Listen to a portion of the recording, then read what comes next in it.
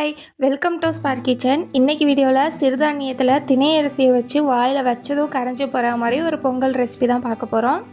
இது செய்கிறதுமே ரொம்ப ஈஸி தான், அதே சமயத்தில் ரொம்ப ஹெல்த்தியாகவும் இருக்கும். வாங்க இது எப்படி பண்ணுறதுன்னு பார்க்கலாம். நான் இன்றைக்கி 1.5 கப் திணை அரிசி எடுத்திருக்கேன்.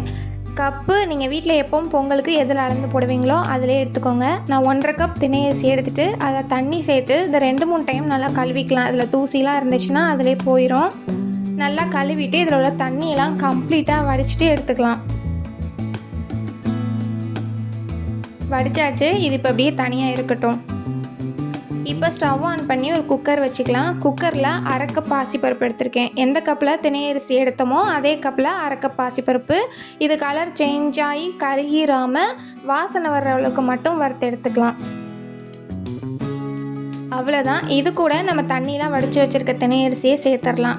சேர்த்துட்டு ஒரு நிமிஷம் மட்டும் லைட்டாக அந்த மாதிரி கிளறி விட்டுக்கோங்க. இப்போ இந்த கப்பில் அரிசி எடுத்தோமா இதே கப்பில் நான் 6 கப் தண்ணி எடுத்திருக்கேன். 1.5 கப் திணை அரிசி, 1/2 கப் பாசிப்பருப்பு சேர்த்து 2 கப்பு. 1 கப்புக்கு 3 டம்ளர் தண்ணி. நான் 2 கப் எடுத்தனால 6 கப் தண்ணி எடுத்திருக்கேன். தண்ணியை நம்ம இதில் சேர்த்துட்டு நல்லா மிக்ஸ் பண்ணி விட்டுறலாம். தண்ணி இந்தளவு இருந்தால் தான் நமக்கு அரிசி குக்காய் வரும்போது நல்லா குழஞ்சு கொலன்னு வரும். இப்போ இது கூட 1/2 டீஸ்பூன் மஞ்சள் தூள், 1 ஸ்பூன் ஜீரகம் சேர்த்துட்டு கல் உப்பு தேவையான அளவு சேர்த்துக்கோங்க. சேர்த்துட்டு இதை ஒரு தடவை நல்லா மிக்ஸ் பண்ணி விட்டுடலாம்.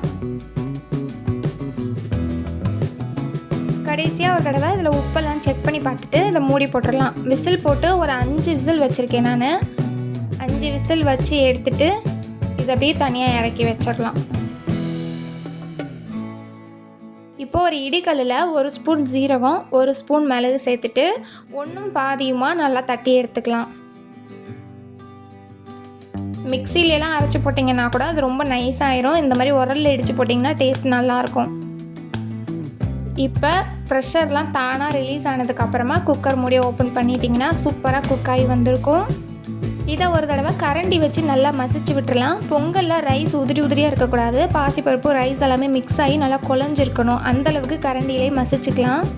பார்க்கும்போது தண்ணியாக தான் இருக்கும். நம்ம தாளித்து கொட்டி சாப்பிடும்போது அந்த கன்சிஸ்டன்சி கரெக்டாக வந்துடும்.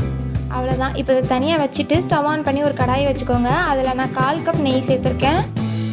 நெய் கூட சேர்க்குறது குறைச்சி சேர்க்குறதெல்லாம் நம்ம விருப்பம் தான். இது கூட 2 டேபிள் ஸ்பூன் எண்ணெய் சேர்த்துருக்கேன். எண்ணெய் கண்டிப்பாக சேர்த்துக்கோங்க. பொங்கல் டக்குன்னு ஹார்ட் ஆகாமல் ரொம்ப நேரத்துக்கு சாஃப்டாகவே இருக்கும். அது கூடவே நம்ம தட்டி வச்சுருக்க மிளகு சீரகம், ஒரு 10 முந்திரியையும் உடச்சி சேர்த்துட்டு நைஸாக சாப் பண்ண இஞ்சி, நைஸாக கட் பண்ண பச்சை மிளகா சேர்த்துட்டு அது கூடவே கருவேப்பிலை சேர்த்துருங்க. சேர்த்துட்டு இதை நல்லா மிக்ஸ் பண்ணி விட்டுடலாம். முந்திரி லைட்டாக கலர் சேஞ்ச் ஆகி வரட்டும்.